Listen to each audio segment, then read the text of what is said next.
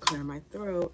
Drinking some bubbly this morning. Definitely not soda because you have to have like a different type of stomach to drink soda in the morning. But I think carbonated water is very different. And I add a little bit of peak H2O in my bubbly just to one is caffeinated and I need that in the morning. Um, I probably don't need it, but I want it. I already had a coffee, but I use instant coffee, and I really feel like the instant coffee doesn't have as much caffeine as just a regular ground bean, if that makes sense. But that could all just be in my mind.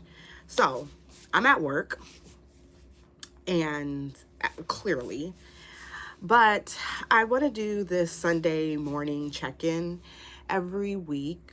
Try to do it every week. I had somebody comment that when I date my videos by saying certain words, so try not to do that. But I already did it. But yeah, um, it's a gnat in here. So I've been recently reading or working through this workbook. You might have heard of it, or Dirty, The Artist's Way. It's by Julia Cameron. I'm only on week 2, and I definitely have been, I guess, slacking off a little bit when it comes to working through this workbook, which I have my reasons for. I'm currently in school, full time. I'm also a full time employee, and I also am a mother, which you all know that never stops. Being a parent is, I wouldn't even call it full time, part time. It's just lifetime. So yeah, so I have a lot on my plate, but I want to make time for the things that make me feel a little bit more grounded, and definitely creativity, doing things that are artistic help me to kind of come back to a baseline. So with this book, you also get the Artist's Way, the morning journal, which te- typically you would be doing this every morning, doing kind of like a stream of consciousness journaling experience. I am, I've done a few pages, but I'm definitely not as, I'm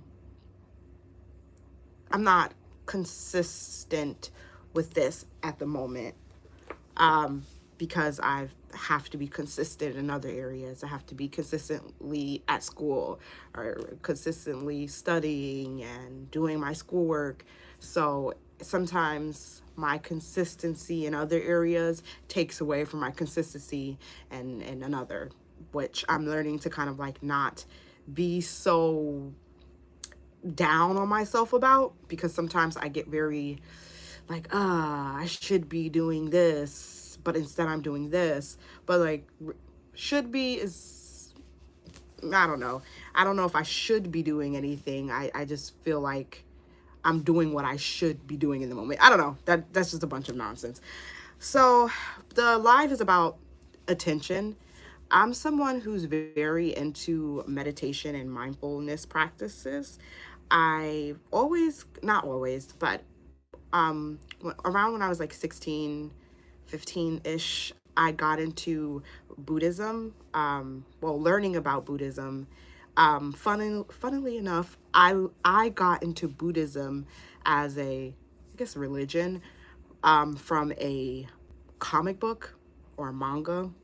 I think it's by the man that made Rocket Boy, I think it is.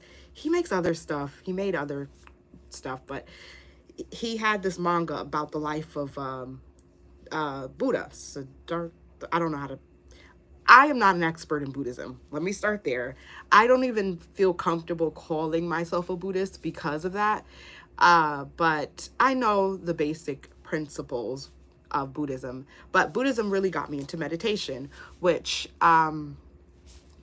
didn't start until I was older, until I was in my 20s.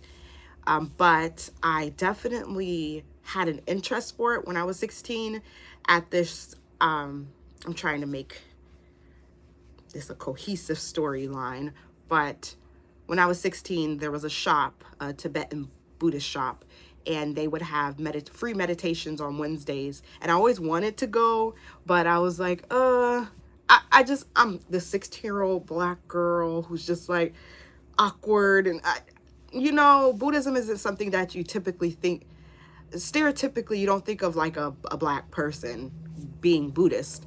So maybe that went into why I never actually went to any of the meditations that they had, or the guided kind of meditations they had.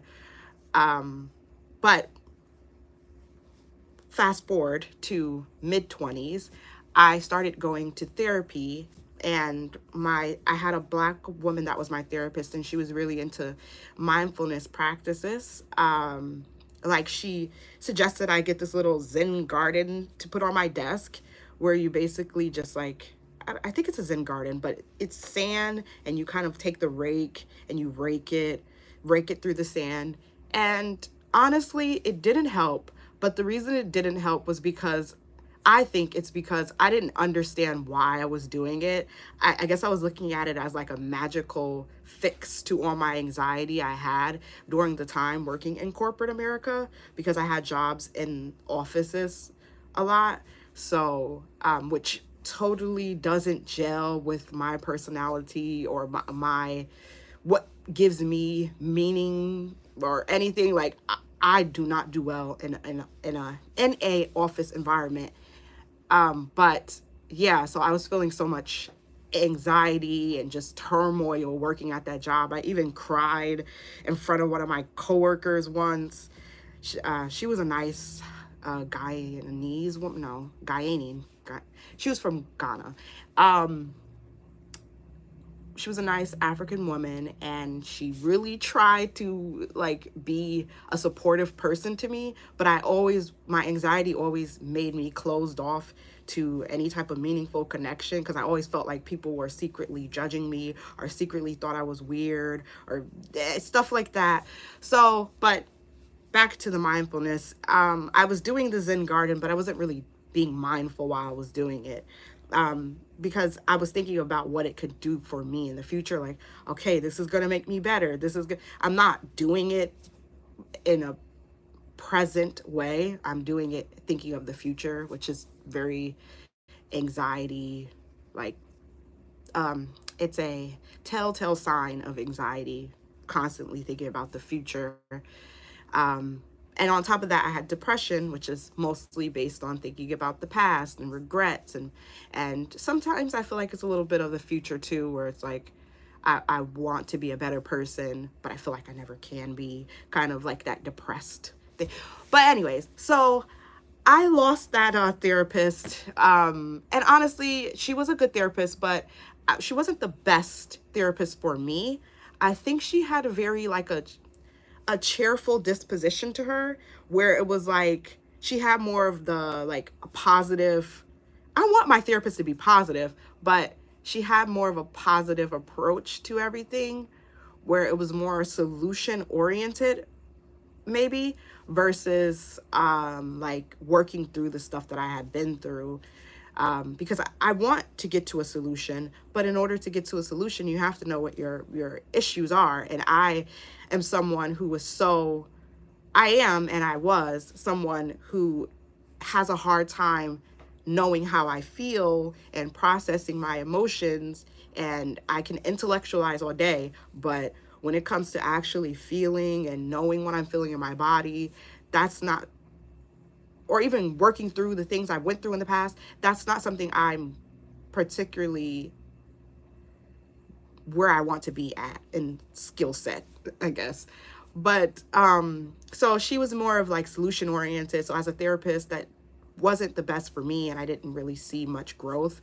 And then the pandemic happened, and I started to do, well, I kind of got off therapy altogether. And then I found an online therapist, and he was a very old, that's okay. Oh, I don't know. That's subjective. He was like 60, maybe, old white man. And he off the bat was like, mindfulness, picture a happy smiley face in your mind, breathe in and out. And when you breathe in, you see the smiley. He was really into mindfulness exercises. And I was, even as someone who was in, like, who read books on Buddhism and things like that, I knew what meditation was. But I was so deeply depressed during the pandemic, where it was like, that just did not click for me to sit and just visualize smiley faces and breathe in and out, and all that stuff sounded annoying to me, and I just was not open to it at the time. And on top of that, during the time I was very depressed, and I was doing a lot of things to take myself outside of my experience. So I was definitely not trying to be inside of my body at the moment. Like, I was smoking a lot of weed every day, just trying to be kind of detached. So when he was like, oh, think of the smiley face and breathe in and out, it was not clicking to me. But it wasn't only until like maybe 2 years ago where I started to get into mindfulness on my own. So I started kind of taking walks in the park. I really enjoy walking. It really is, that for me is my favorite form of meditation, walking meditation. I know if you don't know what that is, that's just, it's basically what it sounds like. You're walking and you're being mindful as you're walking. You're paying attention to your steps. You're paying attention to your breathing. You're paying attention to the sensation of the air on your skin. You're paying attention to the sounds that are around you as you're walking. You're just paying attention. Just to bring it back to what I'm actually talking about, what the title is of this live. Paying attention. Are you paying attention? I think people, including myself, it gets very easy. Our default mode is not to pay attention. It's to be very erratic, which I feel like people are more erratic than they let on, but that's just my theory. Being erratic is a what's the word? A characteristic of people that are quote unquote insane.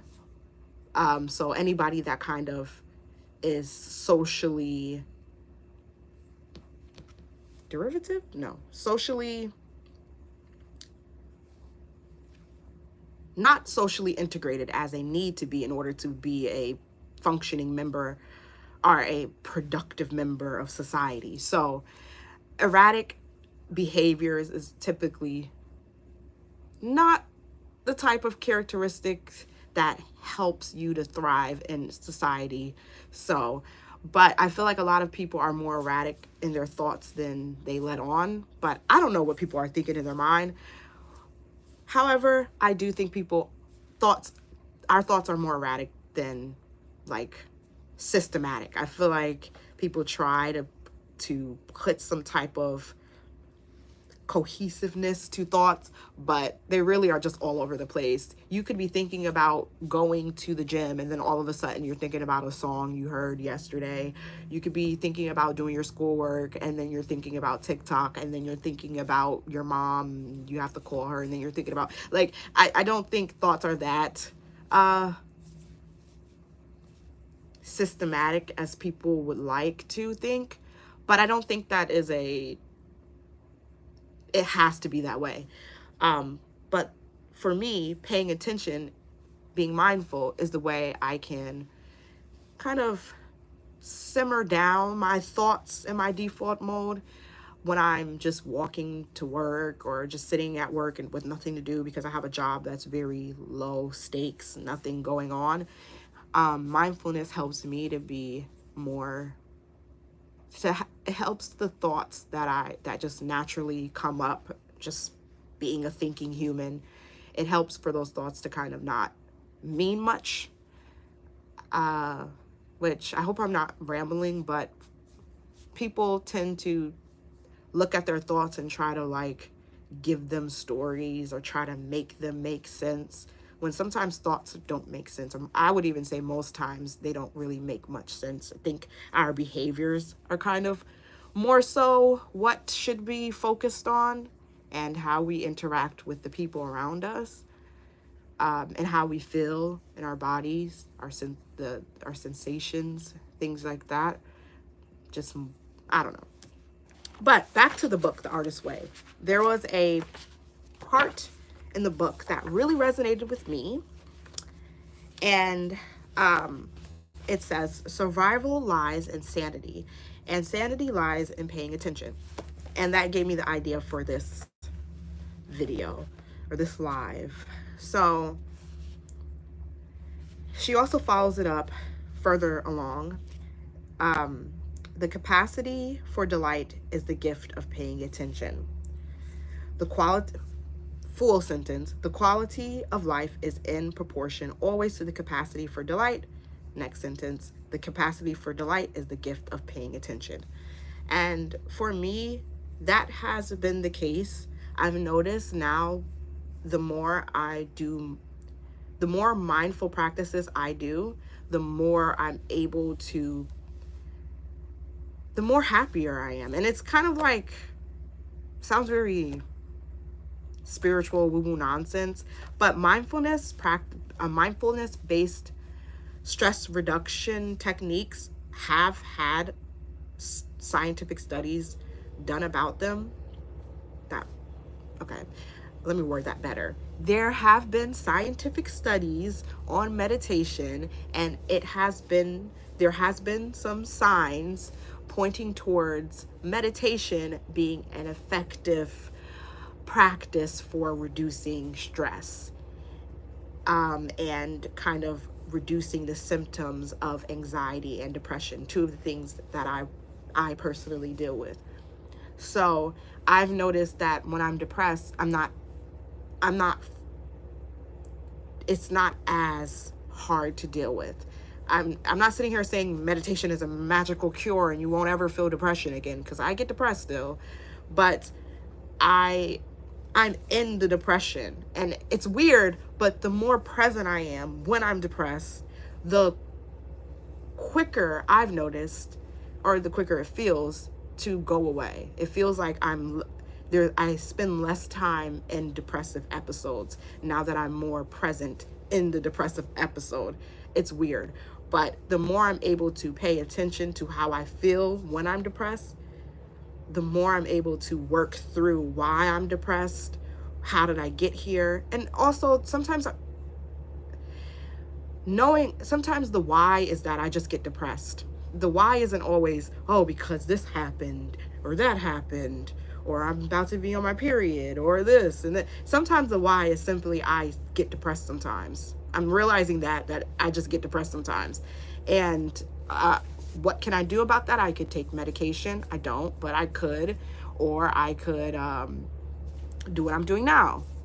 Practice with meditation, be more mindful, and pay attention to how I feel, and not feeling shame for feeling bad, which I've noticed, hence the mindfulness part of it. Mindfulness inspires introspection. So in order to kind of know why you feel the things you do and think the way you do, you kind of have to be able to pay attention to your thoughts. And mindfulness and meditation inspires that. It helps you to pay attention to your thoughts. I'm not saying it's the only way to become introspective. I'm sure there's other ways, but meditation for me and other mindful practices have helped me to be more introspective. But anyways, being more introspective has led me to feel less guilt when I do feel depressed. And I feel like that guilt and shame that I get from feeling depressed leads to a longer depressive episode.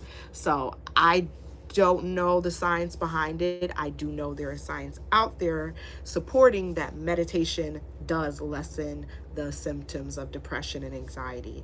So paying attention to what you're going through, even when you're going through something troubling, is very important, in my opinion. I think it's something that should be shouted from the mountaintops, especially for people that look like me. As a Black woman, there's a lot of stressors I experience, constant ones, as a this might just be from the perspective of a black person in general.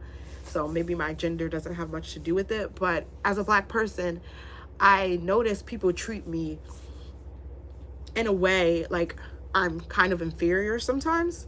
I have a specific example that happened to me recently. I have a teacher who, a statistics teacher. He is a white, older man, and, you know, I try to give people the benefit of the doubt, which kind of goes hand in hand with my mindfulness. I've noticed that for other people, I tend to be more hypercritical of their behaviors. I often think it's because they're this bad person, or they're this racist person, or they're doing this because they're racist, or they're doing this because they're mean, or they're doing this when somebody could just be having a bad day. They could just be like, oh, I don't feel well, my cat just died, or I was stuck in traffic for an hour, and now they're taking that out on me. It's not necessarily because I'm black, it's not necessarily because I'm a woman, it's just because they're having a bad day. But I'm also thoughtful and observant enough to notice patterns. I'm not saying I'm always right in noticing those patterns, because humans just tend to try to recognize patterns and shit that don't have patterns.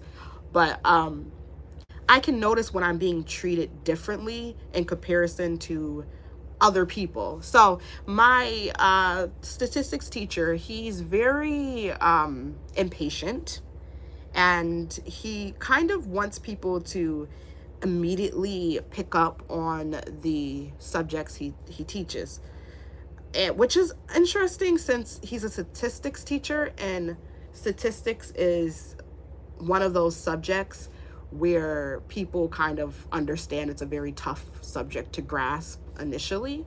I personally like statistics. I enjoy it. I enjoy difficult problems, if that makes sense. Like, I feel like I'm making my brain work, and I like feeling like that. But I don't like feeling like if I have a question about the material that I'm learning, I'm not supposed to have the question. So there's this woman that sits behind me. She wears a hijab. I am going to assume she's South Asian, and she has questions, and the way he responds to her questions, I just don't appreciate. He automatically goes, oh, well, it's this, and you asking these questions, and she should be reading the books, and like, he gets very frustrated when she asks a question. But I notice this frustration doesn't come out when, I'm gonna just be very plain and very, like, I'm not mincing words here. When white males in our class have questions, he does not have that type of frustration. He kind of seems to, sorry, I have a little bit of congestion. Side note, I had COVID last week. Probably still have COVID. I don't know how COVID works anymore. I do know how COVID works, but I had COVID, and I'm still kind of recuperating from that. But so I noticed with the white males, when they have questions, or the white young males, a lot of people in my class are young. When they have questions, he's a lot more receptive. He's a lot more like, okay, yeah, he's still short. He's still an impatient person, but it's less anger there. And I was like, okay, that's weird. He probably shouldn't be teaching math if he gets upset about questions. Math is not a subject that is known for it's known as something that's hard to grasp initially. Not everybody's quick to get math. And this is a tangent, but I think math is one of those subjects where it really is, whether or not the student gets the material is dependent on how well of a teacher you have. I don't think math is that hard. Sure, there are people that have disabilities that make math very difficult, But I don't think it's that difficult where if you lay out the rules and you tell somebody in a clear, concise way what you need to do to get to this, I don't think it's that hard to grasp. And what makes it hard is that you have teachers who have done it for years, who quickly get concepts of math. I feel like people that get into teaching math, they have a natural talent for math, and they have this weird, not weird, but they have this, maybe it's something to do with naive realism, but they have this weird bias where they think people should grasp this quickly because they grasped it quickly. And all the teachers that I've had that have been really good teachers in math have been patient and explain things. They don't assume that you understand how they got from A to B. They show you how they got to A to B, which is like, it's the most basic thing in math, show your work. So it's like, why are the teachers not understanding that you have to kind of show your work for the students to understand it? I'm kind of going on a tangent, but this teacher, he's very rude, very rude. And so after class, I needed to ask a question about an example he did. It didn't make sense to me. So I was sitting waiting to ask a question. And he's talking to this white boy, and this white boy's going, I mean, it's kind of distracting how it's a distraction that people don't know what a mean, median, and mode is at this point in their life. And it distracts others from the material. I know who he's talking about because there's this one guy in our class who asked questions that, pertain to what a mode is. What is the median? What does it mean? And I'm watching him and I'm like, you're entertaining a student talking about another student who doesn't grasp the material as quickly. And whether or not he should or shouldn't know what a mean, a median, or mode is in college is besides the point. He doesn't. So I don't understand the want or need for someone to kind of judge somebody for lacking that knowledge. And it made me upset, and I'm kind of trying to work through why it made me so upset. I'm pretty sure it's because sometimes I take a very long time processing things. I think I need more time to kind of sit with material in order to understand it. I would say that math is probably more of a strong suit for me. Like, I got a 92 on my statistics test, and I was very happy. Granted, it was on some, like, for me, easy material, but still, that's a 92 in the statistics. I'm happy about it. But I don't think I'm stupid, but I have this insecurity that I secretly am stupid, and I just think that I'm smart. And kind of dissecting that and kind of paying attention to the way I think, I realized that I sometimes think intelligence equals worthiness as a human being. And it's because when I was younger, I was constantly praised for doing well in school. I wouldn't say I was a gifted student. I don't think I was. I was in like honors classes. I won like essay contests, and I got consistent A's and B's, and I got rewards for that. So I kind of attributed being smart to being worthy of attention and praise. So it kind of has this like, I'm working through it, realizing that intelligence doesn't just look like this. And just because I don't quickly grasp material doesn't mean that I'm stupid. It just means that I learn differently sometimes. And not comparing myself to 8-year-old Ebonique, because I'm not 8-year-old Ebonique. I am, but I'm not at the same time. It's weird. So, God, I lost my train of thought. But that interaction with this teacher who is just very impatient and automatically thinks people should get the things he's teaching made me upset. And I lost where I was at. Fudge. Let me drink some. Sometimes you need to just pause to get back to where you were at.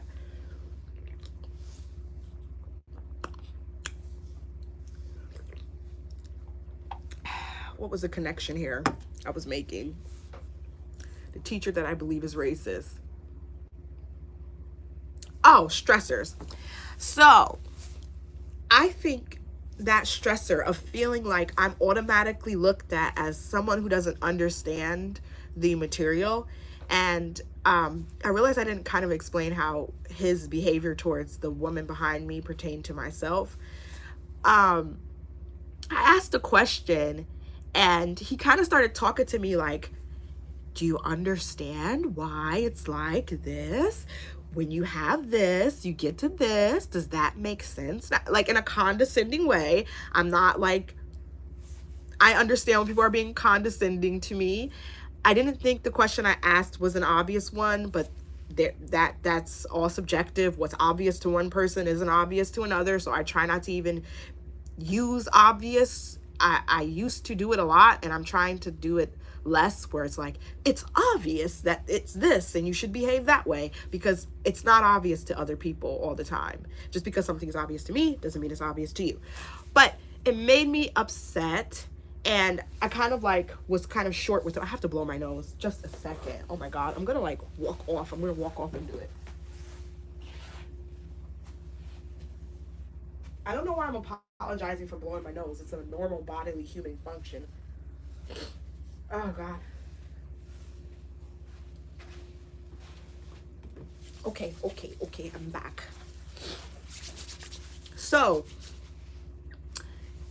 I'm like, okay, you're explaining something to me that I didn't have a question about. I understand that part. I had a question about the specific thing, and now you're explaining to me the shit I already know. So now I'm getting annoyed. And I don't know why I get so upset when people do that, when they explain things that I didn't have a question for. Like, I didn't ask you a question about that. I asked you a question about the specific thing, and then you're assuming I don't understand the shit that came before it. No, I just didn't understand this one part. And that doesn't always mean you didn't understand the stuff that came before. However, I'm realizing that that happens a lot in my life. People talk to me in a condescending way. They assume that I don't understand things that I do understand. And it frustrates me. One, because why are you judging what I know based off of your preconceived notions about me, based off of shit that has nothing to do with people's ability to comprehend shit? Like, my skin tone has nothing to do with how I understand things. My gender has nothing to do with how I comprehend things. However, people treat me in a way that I am perceiving as they think, because I am a woman, because I am Black, I will have a harder time grasping the material. And I'm trying to pay attention to this feeling. I haven't worked it through. It's something I'm working through, but I'm paying attention to it. I'm paying attention to this this anger I get when people assume I don't understand something when I do understand it. It's like, I want things to be explained to me when I don't get them. I don't want them to be explained to me when I do. It just feels, I can be very impatient, and I can be very like controlling in that way, where I'm like, I'm trying to control the flow of information that comes to me. I have to understand that people are going to reiterate shit that I already know, and it's gonna happen, and I can't.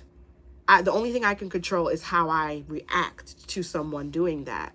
I can control whether or not I view that as a reflection of who I am, because a lot of the times I view it as a reflection of me. Like, oh, they're explaining this to me because they think I don't get it, because they think that I'm stupid. Am I stupid? Maybe I am stupid. It's because I don't have a strong sense of self that I'm easily upset when somebody does something that I feel like doesn't reflect who I want to be. I don't know. Recently, I watched Inside Out. Okay, this feels like a tangent. Inside Out 2, I think it is. And oh my God, I was trying not to cry watching it with my kids. I definitely was. Which I don't know why I do that, because they need to see their mama cry sometimes about stuff that's just like, crying about a cartoon. Like, that shows them that I'm like a human with feelings. They know that I'm a human with feelings. I cried watching If with them also, but I didn't cry on Inside Out. I feel like if I started to cry with Inside Out too, I wouldn't stop. But just to make it make sense aloud, I was watching the movie, and her anxiety that she felt just resonated so much with me as a human, and as an adult. I have so much anxiety about people liking me and how people view me. Like, oh, they're not going to think I'm not cool. Like, that was more so what Riley felt. Like, oh, they're going to think I'm lame. They're going to think I'm not cool. They're not. For me, I think more so it's more based on intelligence. Oh, they're going to think I'm stupid. They're going to think that I'm weird. That too. I don't think like, oh, I want them to think I'm cool. I want people to think I'm normal, because there's something in me that feels like I'm not normal, and I kind of want to control that perspective that other people have of me. Have of me. Yeah, I'm stumbling over my words.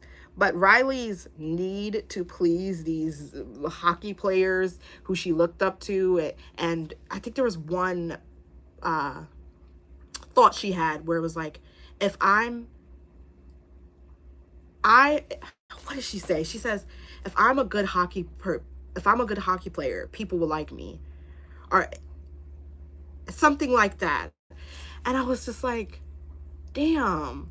And it used to be, I'm a good person. No, this is what it was, I think. If I'm a good hockey player, I'm a good person. Something like that didn't really make sense, but it's things those are the things we say to ourselves even as adults. If I'm a good employee, I'm a good person. If I make $100,000 a year, I'm a good person. If I own a house, I'm a good person. It's not as like simple like in our mind, but it basically boils down to that. If I have this, I'm a good person, rather than I'm a good person just because I'm a good person. And it was so like emotional for me seeing her go from a kid who was just like, I'm a good person, and it wasn't crowded with all the other shit. It was just, I'm a good person. She was able to experience joy, sadness, and these baseline emotions as they are. But as she got older, anxiety and all these other things came into play, and it made her sense of self kind of morph into this more complex, complicated thing, which I think is just the name of the game. As people that get older and experience more things in life, your sense of self changes. But a part of me did kind of feel mournful for Riley and for myself as for my own child self. Like, oh, I don't get to just, not that I don't get, but I'm trying to put it into words. My sense of self is highly dependent on external shit. And it didn't always used to be that way. Who we thought of our, sorry, got a little emotional. Some of my thoughts are a little bit, who I am as a person, who I view myself as, didn't really have much to do with the outside world. But yeah, I don't know. Seeing that sense of self change by the end of the movie of Inside Out 2 and Inside Out 2, it really was emotional. I feel like self is such a complicated idea in itself, and it's a complicated concept, self concept. And who we are is, I think it's, in a way that I don't think is reasonable. It's very dependent on how other people perceive us. It can be very lacking in self. Well, that's not what I'm trying to say. Our self concept seems to be based more on external shit, for lack of eloquent words.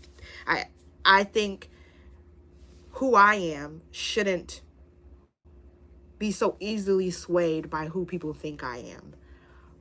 But right now, or how I want people to think I am, I don't even want to persuade people to view me as a way. I want to I want to be a nice person to other people. I want to be compassionate. But it's more so how I want people to feel around me. I don't kind of care, not that I don't care, like I do care, but I don't want to care that you view me as a quirky weirdo or a person who's a little erratic, spontaneous, inconsistent. I don't, you can view me as those things, but did I make you feel like you were heard? Did I make you feel like you were safe around me? Did I make you feel like you as a human being matter, and I'm not judging you, I'm letting you be you? You can view me as whatever you want to view me, but did I make you feel safe in the moment you had with me? Did I show some type of compassion? I don't know. It's more so about how you feel, like how you feel around me is more so what I want to focus on, not how I'm viewed. Because I could be secretly thinking, oh, I hate you people. I hate all of you. And the way I'm acting is not showing that, where it's like, you could walk away thinking I'm the best person in the world. Oh, she's so smart. She's so nice. But secretly, my motive is to make more connections so I can make more money. Like I have a hidden ulterior motive. So perception doesn't really tell you about who a person truly is. And I kind of have to, like, I know that, but I don't feel that sometimes. I said that to my therapist, and she was so happy. She was like, yes, Monique, you getting it. And I'm like, yeah. She's like, it only took you 3 years, but you're getting it. You're understanding it. You can know something and not feel it. And a lot of times I know things, but I don't feel it. Like, I know that it's not reasonable for me to punish myself for something I did as a child, but I do it. And I feel guilt and I feel shame as an adult for some shit I did as a kid, but I'm working through it. And yeah, it's tough, and it's difficult, and it's something you work through in therapy or through your own ways of coping and healing. I know not everybody goes to therapy. I'm kind of like, I'm in school for psychology, so I'm kind of biased. I think therapy is something everyone should be afforded, just like a doctor of like a medical doctor. I think everyone should have a therapist, because how else are you going to work through the daily trials and tribulations of being a thinking human being? Like, we don't really know what other animals and mammals experience, but I would guess that they don't deal with the extra burden of cognitive processes. That's not a word. Cognitive processes, thinking about thinking. Like, that's not something that is that's a heavy cross to bear. I think that's how the saying goes. I'm not good with sayings. That's a heavy burden to have, to be able to think about thinking. And if you're not careful, you can think your way into some crazy shit. And we're just expected to get this. We're expected to know how to think in a healthy way. Just off of what in the world could make people think that from a child to an adult, we're just going to automatically know how to think in a healthy way, or automatically know how to process our thought processes. That it's just baffling to me that as children, we aren't taught anything about introspection or about mindfulness, paying attention to how we feel. No, it's just learn this, memorize this, and then go and memorize some more shit, and then go get a job. And we know that there's more to life. Like, I don't think people are tricking themselves into thinking that the thoughts we have are not important to our quality of life, but we just ignore it. aren't, I don't even want to speak for other people. I've ignored it. And from what I've experienced, my own subjective experience, it seems to me that the way at least America is set up, we are taught to go through the motions of shit. And it's like, that's obviously not helping anyone. And it makes life a lot less bearable than it can be.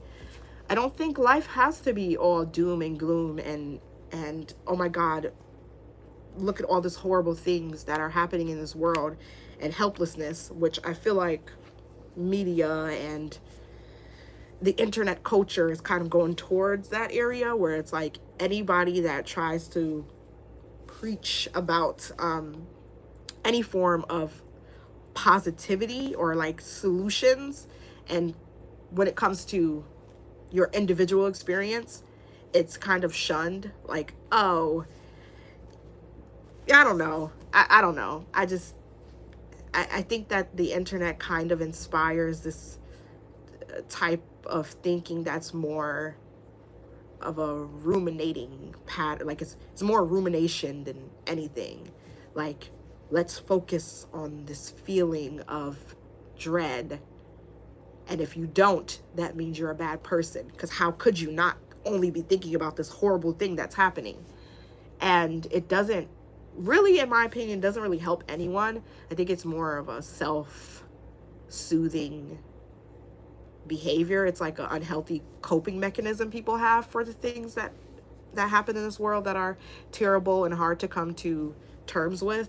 I think it's more of a self-soothing thing. I don't think it's got the people that are being harmed in mind.